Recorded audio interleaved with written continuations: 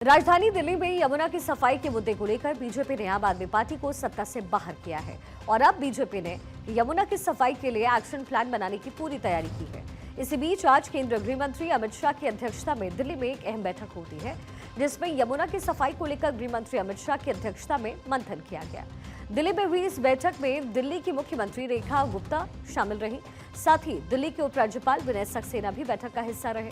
इसके अलावा राज्य सरकार के वरिष्ठ अधिकारी भी बैठक में शामिल हुए। अमित शाह की अध्यक्षता में हुई इस बैठक का मकसद यमुना की सफाई के लिए चल रही योजनाओं की समीक्षा करना है और जो भविष्य की एक रणनीति है, एक जो पूरा ग्राफ है वो तैयार करना है। और अब तक मिली इंफॉर्मेशन में ये भी सामने आया कि यमुना की सफाई 3 चरण में होने वाली है, जिनमें यमुना में मिलने वाले ड्रेनेज की सबसे पहले सफाई होगी, यमुना के तटों के सौंदर्यीकरण का काम होगा और फिर नदी का जो प्रवाह है उसको अविरल बनाने का प्रयास इसमें किया जाएगा। इससे पहले अप्रैल में भी प्रधानमंत्री मोदी की तरफ से उनकी अध्यक्षता में यमुना की सफाई को लेकर के एक अहम बैठक की गई। उस बैठक में गृह मंत्री अमित शाह और दिल्ली के मुख्यमंत्री रेखा गुप्ता सहित जल मंत्रालय के वरिष्ठ अधिकारी शामिल रहे और सिलसिलेवार तरीके से यमुना की सफाई को लेकर के चर्चा हुई।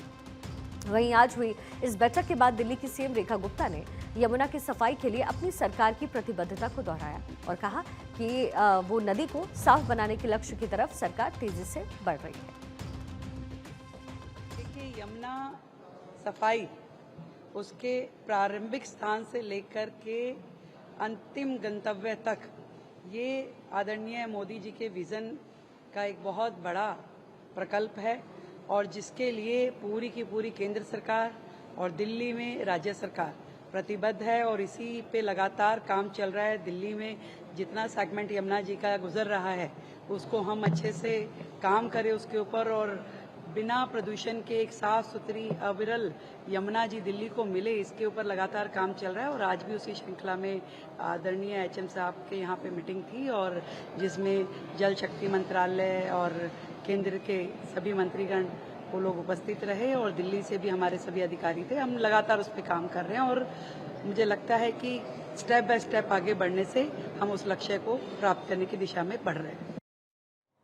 उधर दूसरी तरफ जल शक्ति मंत्रालय को लेकर के भी आज एक अहम बैठक हुई है। केंद्रीय जल शक्ति मंत्री सीआर पाटिल ने तकरीबन 60 लोकसभा सदस्यों को आमंत्रित किया है। इस दौरान 2025-26 के लिए मंत्रालय की अनुदान मांगों पर चर्चा के दौरान उठाए गए बिंदुओं और चिंताओं पर चर्चा हुई।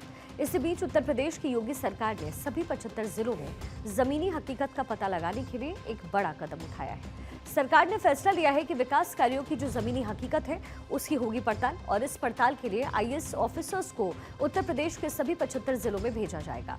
इसके तहत सभी जिलों के लिए आईएएस अधिकारियों को नोडल अधिकारी बनाया गया है और इन्फॉर्मेशन के मुताबिक 24 और 25 मई को आईएएस ऑफिसर अलग अलग जिलों में जाएंगे और ये जो अधिकारी हैं वो जिलों में 50 करोड़ रुपए से ज्यादा की लागत की कम से कम 2 परियोजनाओं का भौतिक सत्यापन करेंगे।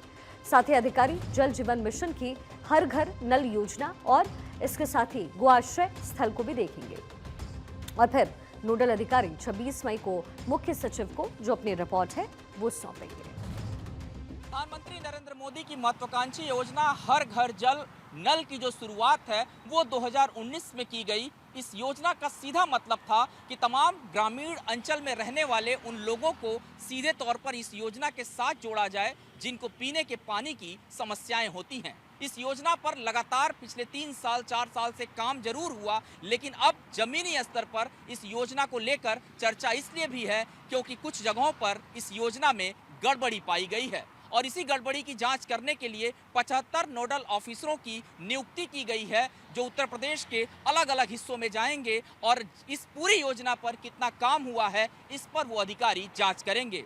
इसी को लेकर के आज केंद्रीय जल शक्ति मंत्री सीआर पाटिल ने संसद भवन के एनेक्सी सभागार में बैठक किया, जिसमें 60 से ज्यादा सांसदों ने हिस्सा लिया और उनसे इस पूरी योजना पर चर्चा के बारे में बातचीत की गई। कैमरामैन सिबली के साथ गौरव मिश्रा, भारत 24, दिल्ली।